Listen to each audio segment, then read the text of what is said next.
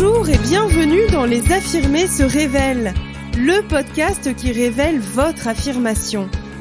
Les Affirmés, c'est une source d'inspiration, un podcast et surtout un coaching spécialisé qui vous aide à identifier vos peurs, vous apprend à oser et à vous affirmer dans toutes vos relations. Je suis Azilis, coach senior et thérapeute, et chaque semaine je vais vous parler de ce qu'est l'affirmation, de ce que vous pouvez découvrir et développer en vous, et comment trouver votre propre manière de vous affirmer davantage au quotidien. Vous êtes affirmé et vous allez vous révéler. Mettez-vous à votre aise, c'est parti pour l'épisode du jour. Bienvenue mes chers affirmés dans ce 6e épisode, grâce auquel nous allons parcourir un sujet récurrent pour les personnes qui ont une estime d'elles-mêmes instable, tout comme l'héroïne de cet épisode du jour qui s'intitule « Julienne Adler est vraiment trop susceptible ». Prendre la mouche, être piqué au vif, monter sur ses grands chevaux, se mettre dans tous ses états, piquer une crise, s'emporter, avoir un accès d'humeur, sortir de ses gonds, se sentir blessé dans son amour-propre, se vexer, être contrarié, prendre ombrage, se renfrogner, ruminer, faire du boudin.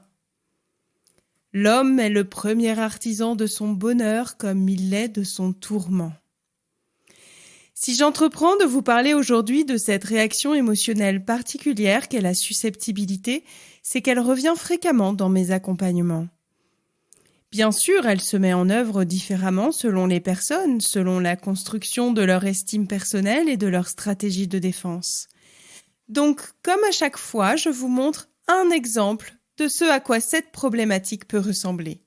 Mais avant toute chose, je voudrais introduire un éclairage qui me paraît utile aujourd'hui. C'est une notion issue de ce que l'on appelle les présupposés de la PNL, programmation neurolinguistique. Et cette notion, c'est que chaque comportement est sous-tendu par une intention positive. Alors oui, en PNL, on pose plusieurs postulats, des hypothèses de départ sur l'individu. Et je vais vous en citer quelques-uns pour exemple. Le premier et le plus connu de tous, c'est la carte n'est pas le territoire. C'est-à-dire que ma vision du monde ne le représente pas dans son entière réalité. En effet, nous percevons la réalité de notre place. Et en plus, nous la filtrons et nous l'interprétons par le prisme de nos croyances, de nos références culturelles, sociales, etc. Donc parfois, on peut peut-être avoir une interprétation partielle, biaisée ou déformée de certaines situations. Et retenir cela pourrait nous aider à prendre un peu de recul. Un autre exemple des principes des présupposés de la PNL, qui peut être pertinent aujourd'hui, est que l'on ne peut pas ne pas communiquer. Dès que l'on fait face à un autre être vivant, on communique. Et même en ne disant rien, on se situe déjà dans la communication, notamment par le corps, car évidemment, vous avez déjà entendu parler de la communication non verbale. Tout ça pour vous dire que quand vous faites la gueule, ça se voit.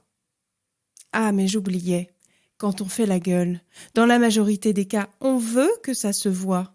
Petite stratégie de manipulation culpabilisante à l'usage de tous ? Mais oui, on l'a tous fait. Il y a encore de nombreux présupposés comme ceux-là, mais c'est bien cette intention positive qu'il me semble judicieux de vous présenter aujourd'hui avant de vous parler de la terrible susceptibilité de Julienne Adler. Alors parfois, ce principe d'intention positive est mal compris. En fait, il vient surtout nous signifier que chez une personne, agir et avoir tel ou tel comportement répond à un besoin, que ce comportement vient justement satisfaire. Alors ça ne dit pas que la manière de le satisfaire est bonne ou positive, mais cet acte était la meilleure stratégie possible pour cet individu au moment où il le fait, avec les ressources qui existent en lui. Car en effet, chacun fait avec ses ressources émotionnelles, intellectuelles, morales, disponibles au moment où il agit. Et quelquefois, certains comportements peuvent s'inscrire en nous comme des mécanismes automatiques et peuvent à la longue devenir complètement handicapants. Mais à la base, ce comportement a servi un but positif. Par exemple, une attitude agressive est la meilleure stratégie qu'une personne a construite pour se protéger. Et là, on voit bien que ce n'est pas le comportement que l'on décrit comme positif, parce qu'il peut même desservir en soi, mais c'est l'intention de se protéger d'une souffrance réelle ou prétendue qui est positive. Autre exemple, les comportements en réponse à une peur sont mis en œuvre pour satisfaire un besoin de sécurité. Ou la résistance au changement peut venir honorer un besoin de respecter une loyauté inconsciente. Nos comportements ont donc toujours une intention positive inconsciente très précise. Et nous traînons tous des mécanismes comportementaux devenus limitants avec le temps. Ils ont bien servi à une époque, mais la personne que vous êtes devenue n'en a peut-être plus besoin aujourd'hui. Et dans la réaction de susceptibilité, cela peut être le cas. Il est alors intéressant d'interroger plusieurs endroits. Sur quel sujet cela se manifeste ? Que vous dites-vous à ce moment-là ? Que ressentez-vous ?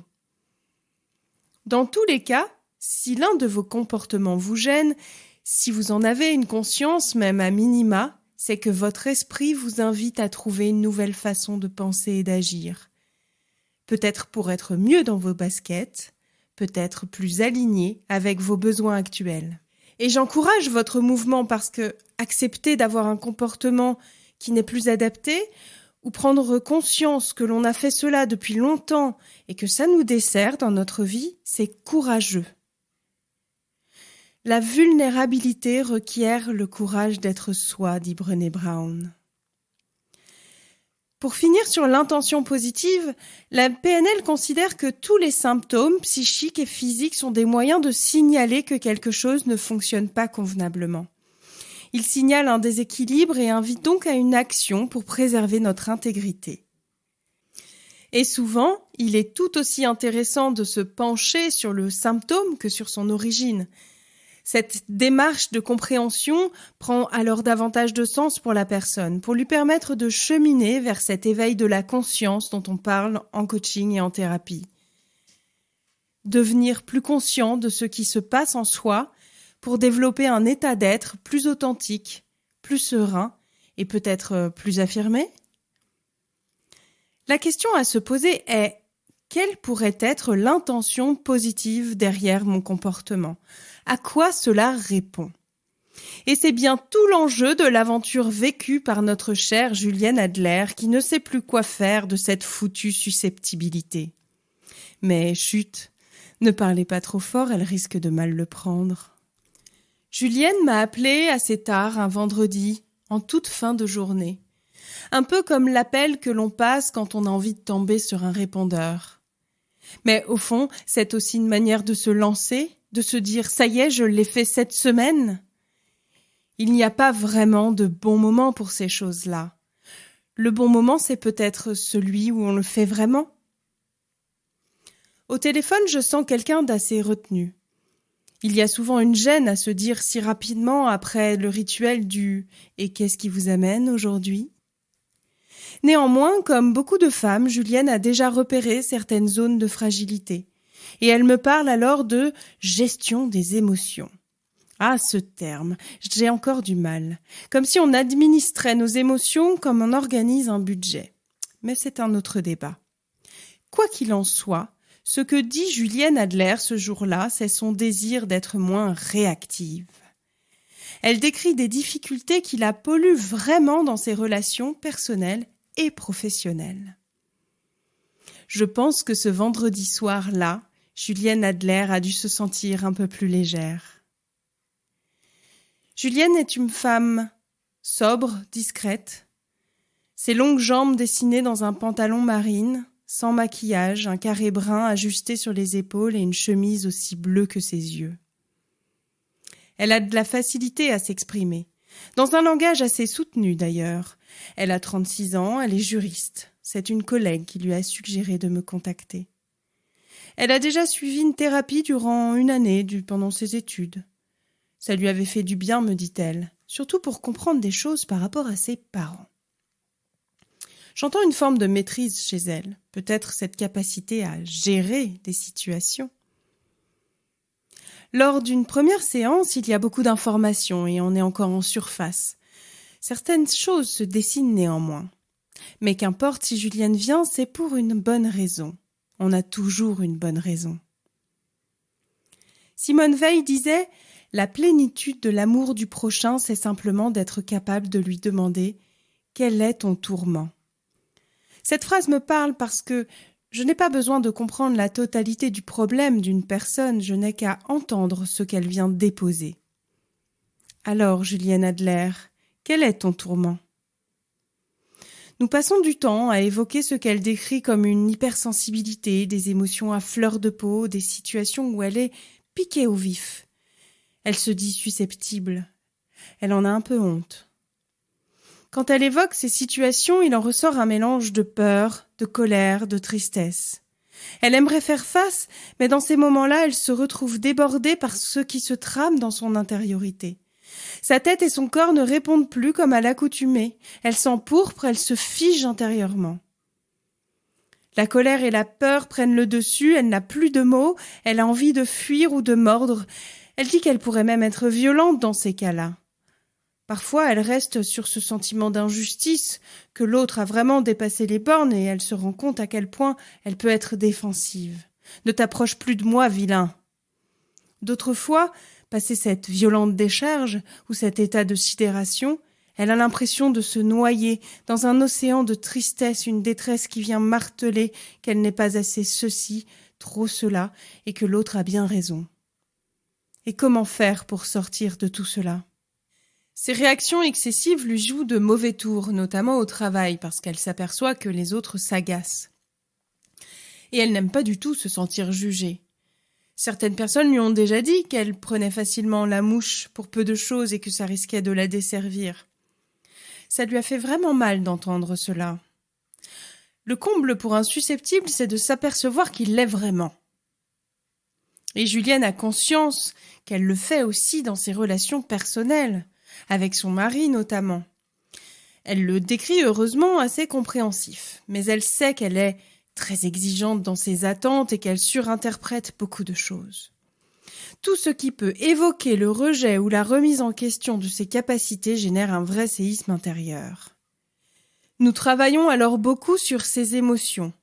Julienne Adler questionne sa colère et sa peur. Que viennent-elles dire ? Que viennent-elles protéger ? Puis la tristesse, profonde, abyssale. Ce besoin de reconnaissance, ce manque d'amour d'elle-même, ce besoin que l'autre comble, les projections de ses attentes, l'interprétation excessive, comme si seule une appréciation négative pouvait être pertinente. Julienne Adler est consciente que cette réactivité émotionnelle permanente est également épuisante pour les gens qui l'entourent. Ils se retrouvent à se justifier ou à devenir maladroits à force de ne plus savoir comment dire les choses. Au travail, à la maison, tout le monde prend des gants et se met à marcher sur des œufs. Et chacun entre dans une danse très inconfortable et parfois dérisoire, entre crainte et attention. Le mot susceptibilité se définit par une sensibilité aiguë et particulièrement vive. En psychologie, elle témoigne en réalité d'une estime de soi détériorée, altérée, une sensibilité excessive de l'amour-propre. On trouve derrière ces réactions émotionnelles et ces comportements associés une grande fragilité narcissique. Cette image fragile découle soit du fait d'avoir été surestimée dans l'enfance, soit au contraire très peu valorisée. Et en résulte une sensibilité aiguë qui pousse à tout prendre avec une intensité particulièrement dramatique. Selon certains psychologues, il existe 3 familles de personnes hypersusceptibles. Les personnes avec une estime d'elles très basse qui ne s'aiment pas beaucoup, les personnalités plus narcissiques dont l'estime de soi dépend beaucoup trop du regard de l'autre, et les personnalités plus paranoïaques qui se sentent persécutées. Quel que soit le profil, le résultat de cette hypersensibilité est la souffrance. Julienne Adler a exprimé toutes les émotions qui la traversent quand elle est vexée par une parole ou un geste. Et c'est de cette façon qu'elle a pu voir que sous une seule réaction se cachaient des croyances, des mécanismes de défense et des grandes fragilités. Elle a compris que cette hypersusceptibilité lui demandait de renforcer son estime d'elle-même parce que les conséquences devenaient trop douloureuses. cette posture immature, voire victimaire face à son mari, ses réactions et propos défensifs et parfois agressifs avec ses collègues. Elle a pu nourrir davantage l'amour qu'elle avait pour elle, pour accepter d'entendre ce que les autres avaient à lui dire. Quand on est susceptible de manière excessive, on ne le montre pas toujours non plus, mais ce que l'on ressent est intense et destructeur. Alors il s'agit d'apprendre à faire autrement, et la clé, c'est bien évidemment l'estime de soi. On peut apprendre notamment à développer sa bienveillance envers soi-même, être davantage empathique pour mieux accepter les remarques. Se rappeler aussi de 2 désaccords Toltec, ne faites pas de suppositions et quoi qu'il arrive, n'en faites pas une affaire personnelle. Ce que dit l'autre lui appartient. D'ailleurs, une chose assez simple à faire quand on vous fait une critique, ne réagissez pas tout de suite. Faites préciser l'objet et le contexte. Vous gagnez du temps sur votre émotion et permettez à l'autre de peut-être vous faire une critique plus atténuée que ce que vous imaginez ou plus constructive. Vous pouvez aussi moins considérer les propos des autres comme des attaques personnelles et développer de la distance envers vous-même. Vous pouvez vous occuper de vous, méditer, jardiner, marcher, faire du sport, du yoga, danser, chanter. Et vous pouvez aussi développer votre susceptibilité dans un sens positif, car en fait elle est une forme de sensibilité exacerbée et donc un atout dans la mesure où elle permet une attention accrue aux détails, aux subtilités, aux nuances. Et là, ça vous permet de développer, en plus de votre estime, une communication plus précise et plus fine aussi. Et savez-vous ce que Juliane Adler a également découvert ? L'humour. Cette forme d'esprit qui consiste à mettre en lumière avec un certain détachement les aspects plaisants, déplaisants ou insolites de la réalité. Alimenter sa capacité d'humour à propos d'une situation, de l'autre, mais aussi et surtout à propos de soi, c'est être capable d'autodérision. Et ça prouve que l'on a gagné en flexibilité psychique et qu'on a su mettre en œuvre des mécanismes d'auto-guérison. Je lisais un article récemment qui affirmait que l'humour dans le couple, cette capacité à rire de ce qui se passe à l'intérieur du couple, des manies, des automatismes, du quotidien, de l'autre, de soi, pouvait être un pilier très fort dans une relation car justement, il met à distance et il dédramatise. Juliane Adler a pris de la distance et a dédramatisé. Oui, elle peut parfois exagérer, se tromper, agacer, blesser même. Mais elle a suffisamment d'estime pour elle maintenant pour savoir que tout cela ne la remet pas en question dans sa totalité, que les critiques ou les reproches des autres ne feront plus autant effraction en elle. Elle reste vigilante parce qu'elle a conscience de sa sensibilité. Elle m'a dit d'ailleurs qu'elle avait débuté une thérapie. Elle est contente, elle a le sentiment d'être plus adulte. Elle est aussi beaucoup plus drôle d'après son mari. Et elle a plus de facilité à réagir de manière adaptée face à un reproche. Oh, elle ne dit pas qu'elle est moins émotive, moins réactive, mais ce qui se passe en elle est moins intense et elle a cette conscience suffisante aujourd'hui pour s'apaiser et même en rire. C'est aussi ça l'affirmation. À sa dernière séance, elle était très souriante et se sentait beaucoup plus sereine. Ça fait quelque temps que je n'ai plus de nouvelles de Juliane Adler.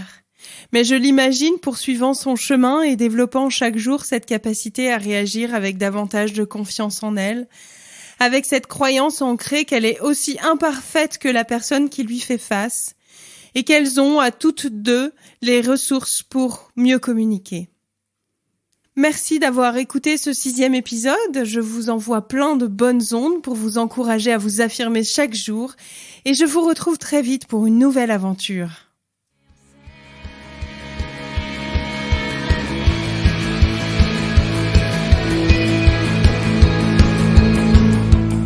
Merci d'avoir suivi cet épisode du podcast Les Affirmés se révèlent. Je vous invite à partager avec nous vos expériences en commentaire. Vous pouvez aussi poser vos questions. Je me ferai un plaisir de répondre à chacune de vous. Vous pouvez également le partager autour de vous et suivre les publications et actualités des affirmés sur Instagram et YouTube. Je vous retrouve très bientôt dans le prochain épisode. C'était Azilis. Vous êtes affirmé et vous allez vous révéler.